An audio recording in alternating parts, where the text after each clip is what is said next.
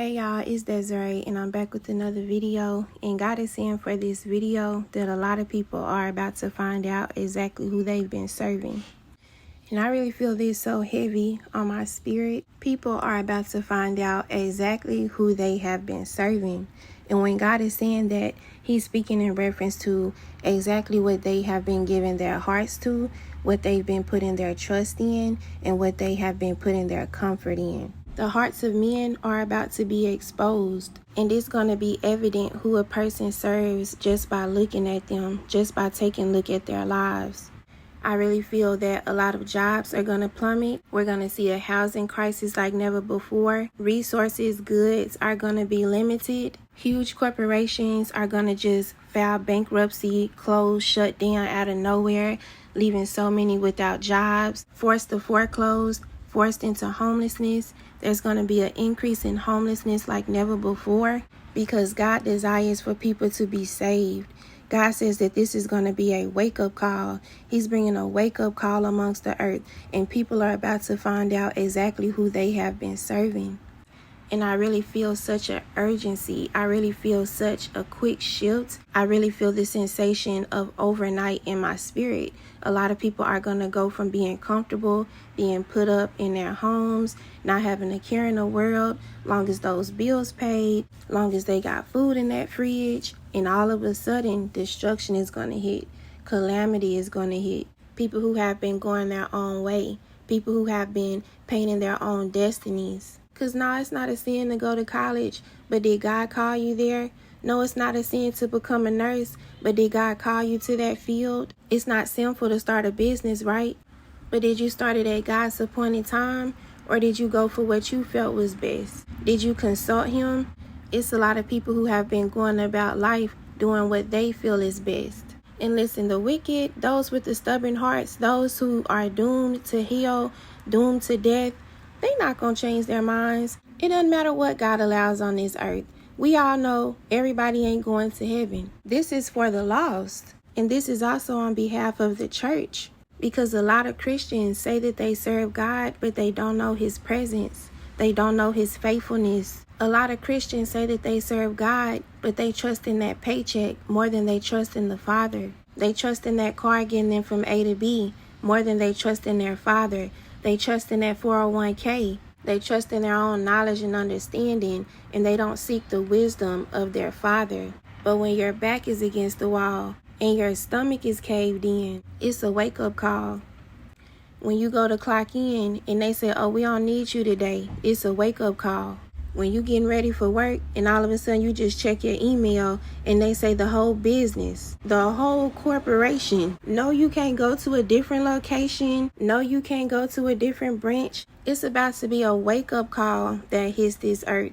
Imagine going to the store and they say we don't have no food. Imagine going to the store and saying you can only buy 3 bags of groceries at a time. Imagine having to look into packing up your whole house and moving to a whole nother city, a whole nother state, because there just isn't any resources available. It's gonna get ugly, and it's gonna be evident who you serve. Once again, it's really time to stop playing church and really start tapping in. God needs to remind His people once again that salvation is a matter of life or death. Those bills ain't a matter of life or death. Where your kids go to school, what kind of shoes they wearing, it's not a matter of life or death. Not wanting to drop out of school, not wanting to quit that job, knowing that the Most High is leading you to do so, but you don't want nobody talking about you, but you don't know how it's going to work out, is not a matter of life or death. God is going to remind His people once more, salvation is the only matter of life or death. Comfortability leads to the grave, and I just feel that so heavy on my spirit.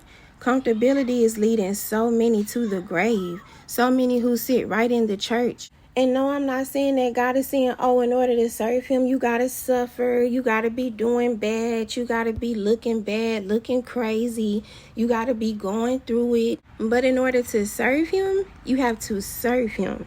And I'm seeing various people inviting people into their homes, and they're showing them good hospitality. They're making sure they have everything that they need. Make yourself at home, all that.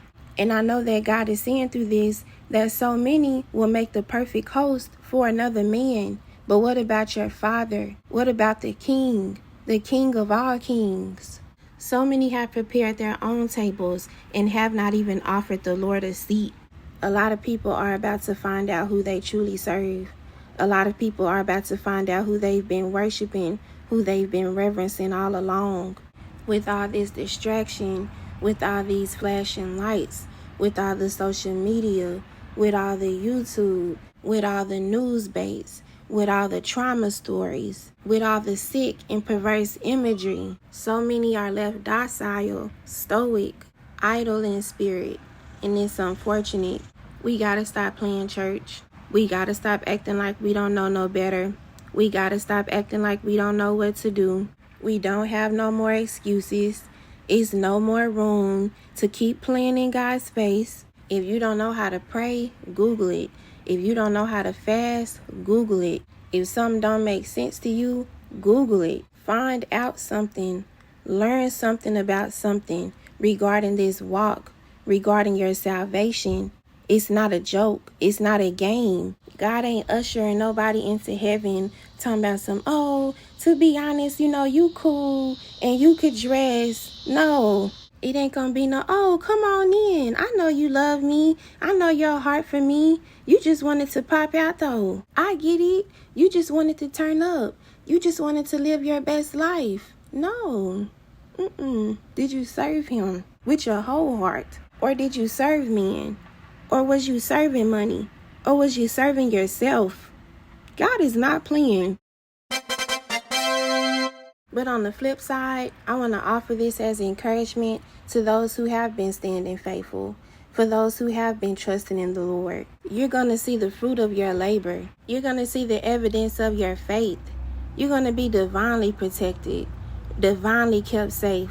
And I just really feel on my spirit that for the true children of God, those who ain't waited to disaster hit to start serving him, to start seeking him, and praise God on behalf of the ones who will wake up. Because the best part of judgment, the best part of rebuke is optional deliverance. But the ones who have been persistent up until this point, the ones who have been diligent, you will see the evidence of your faith.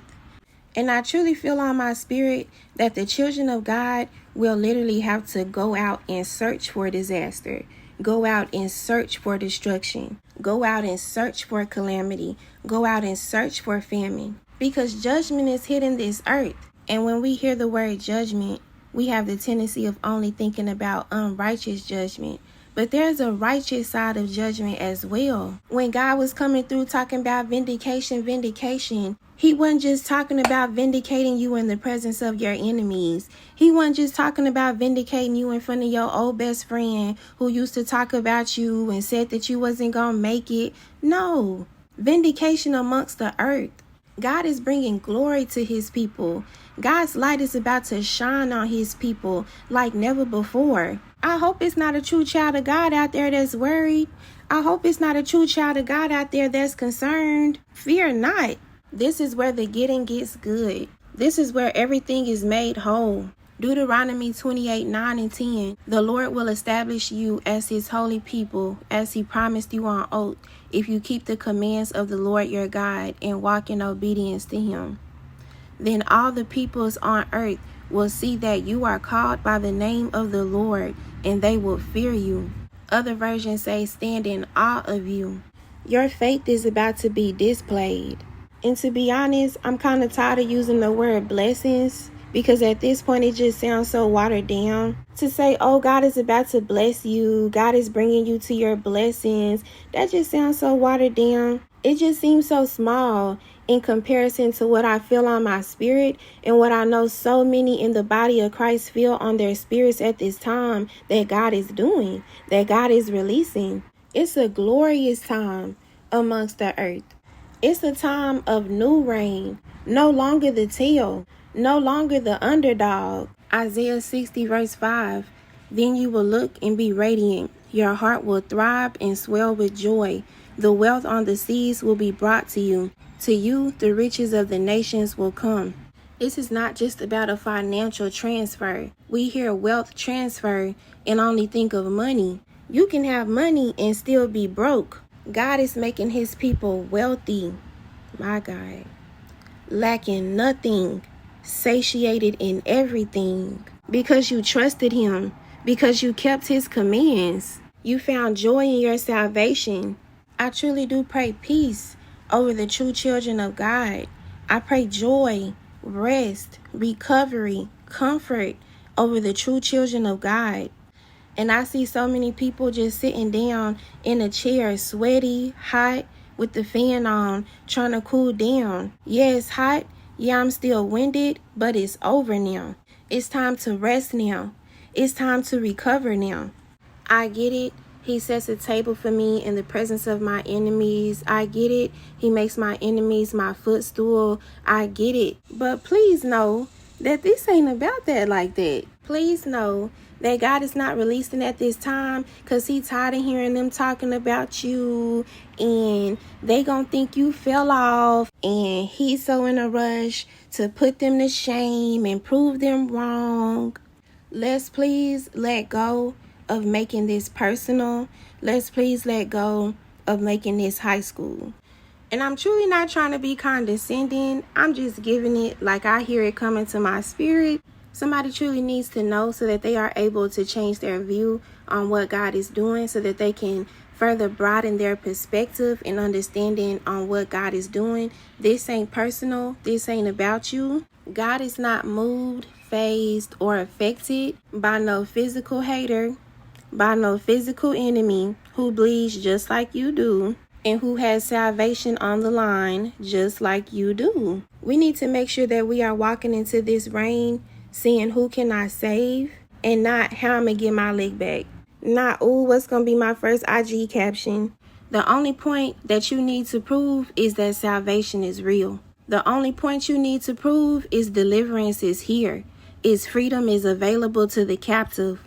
Forget what them people did to you. Forget what them people said about you. Forget how them people made you feel they didn't know no better. They don't serve the Lord. They haven't seen his goodness. So be that goodness. Be that light. Because some of the very people that the enemy might want you to try to go back and stun on are the same people that unless God sends you back will not be saved. Don't let the enemy cause you to start trying to smell yourself. Because it's a time of new rain and God has trusted you. God has called you forth. God has deemed you worthy. And so many of us are about to be sent out to truly allow the world to see our light shine. Not because we so cute, not because we so funny, not because we so anointed, but because God has deemed us worthy. God has called us to our posts. God has dispatched his army. Because there's a wake-up call coming to this earth, and it will be evident who you serve.